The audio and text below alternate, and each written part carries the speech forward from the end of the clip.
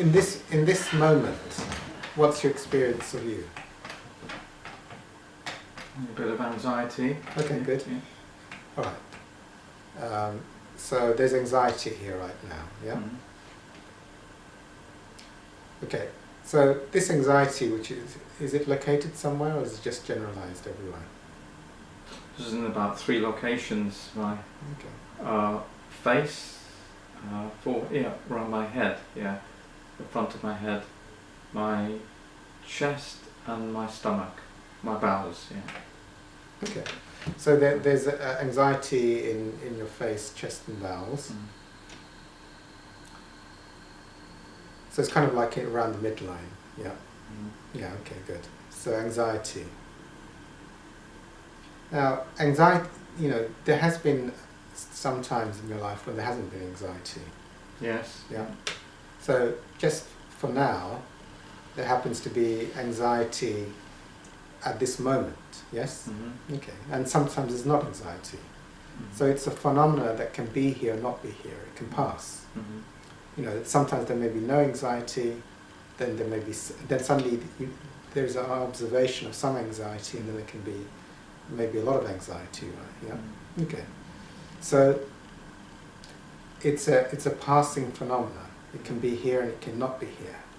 Now, with anything that can pass, there is that which is always here, which can observe a passing phenomena.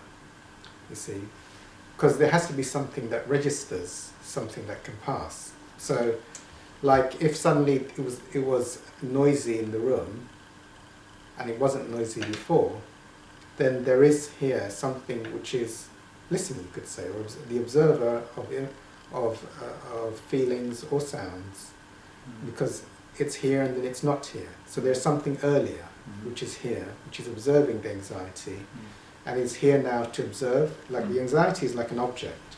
Like you can see a glass of water in front of you, but then if someone removes the glass, it's not there. But you're still here. The observer of it doesn't change, even though the object may be here or may not be here. So that's fine. So anxiety is like an object. It can be here, it cannot be here, but the you that is observing it is before the anxiety is observing it. So it's okay, it's fine, there's anxiety here. Can you go to that which is observing anxiety, but is not the anxiety? What is here which observes anxiety, but is not anxiety? It's observing. Is it outside myself, is it? Outside myself is a thought, yeah. Observer. Yeah. So there is that which is observing the anxiety. If you're thinking right now, it's also observing the thoughts, yeah, and the anxiety. So can you go to that which is observing the anxiety? Yeah. Yeah. Okay. Good. Now, is that which is observing the anxiety anxious? No. No, of course not. Is there any problems here? Where? Sorry, problems. Anywhere? Only the cause of the anxiety is a problem. The cause of anxiety is a thought, yeah? Okay, so go to that which observes thoughts and the anxiety.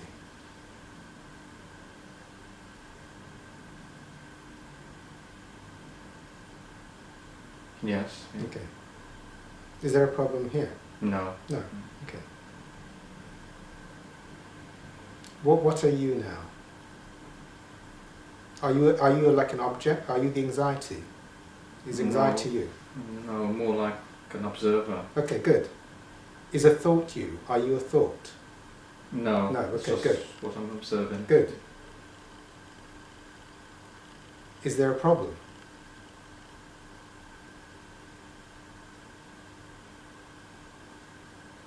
Not as an observer. Okay, so are you the observer, or are you the objects that are being observed? I'm switching between the two. Okay, so something is here, Okay, so there can be clarity of the observation of thoughts and feelings, and then there can be sometimes like a thought can sort of merge with the feeling, saying, I am this thought and this feeling. Yeah. But there's something which is here, which has always been here, which is observing both aspects, the switching. Okay. Yeah, so there's an observer of something that is aware, that is observing phenomena, and then in the next moment it seems to be the phenomena, but something observes this switching in and out, but it's not the in and out. Yeah. Okay, good. Yes, Yeah. So, are you the phenomena, the feeling, the thought, or the switching? No, neither. I'm like observing Good. everything. Good. Is there a problem? No. No. See, when you recognize the truth of who you are, there cannot be a problem. If you identify yourself as the thought, if you pretend you are the thought which is being observed, or the feeling, or the switching, then it seems like in that moment a problem can exist. Yeah. But that's been like a loss of the recognition of who you really are. You see, then you go into the illusion that you're a thought or a feeling or a switching phenomena. If you don't lose this, there can never be a problem. There can never be suffering. Related to the lesson of the day, you can never fear because you're not perishable.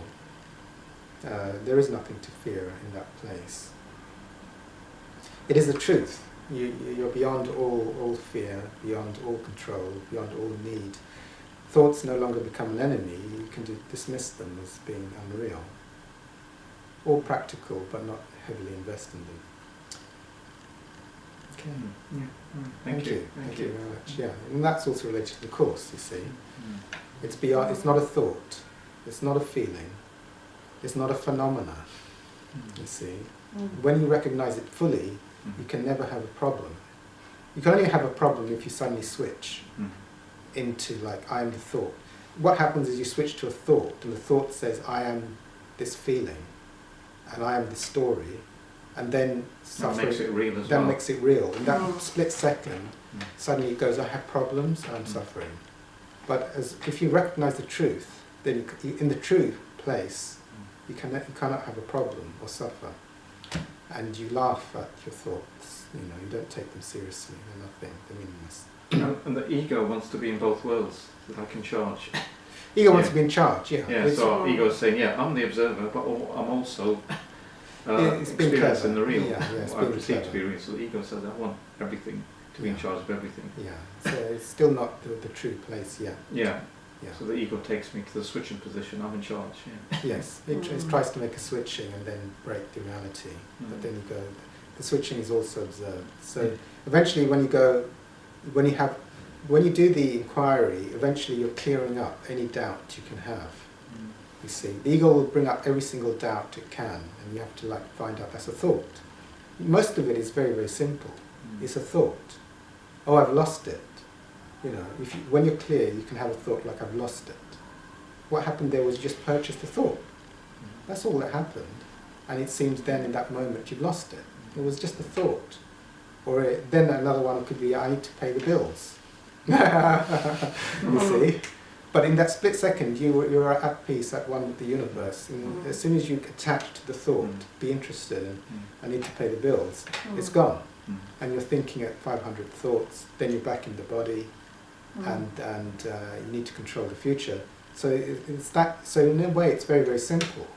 But the ego will has to bring up every single interesting thought that can hook you out, or every circumstance that can hook you out, until you clarify it. You see. So someone like Muji, for me, or the enlightened masters, are very, very clear. They have no doubt. There's no interesting thoughts left. And they've been, it's like, it's just, like Muji will say, it's just a thought to another person. They're in the state of bliss, and then they say something like, this is just usually just a stupid thought which they purchased. So if you just remember, that's another tool. It's just a tool. Once you're at one with God, the next thought that pulls you out. It was just a thought. But the ego will say, no, this thought is really important, you've got to pay attention. And then you're off into storyland. And as soon as you attach to thoughts, for me, one of the most powerful beliefs of the ego is I'm a body.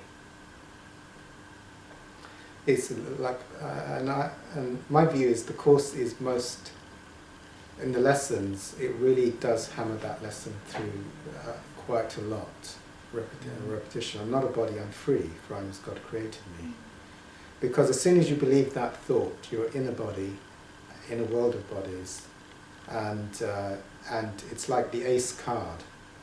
Well, the ace cards are, for me, the strongest belief I'm a body and my thoughts are meaningful. So if you say I'm not a body, you break that belief, and if you say all my thoughts are meaningless, you break the two fundamental strong blocks of the ego, and then the stories manifest out of that.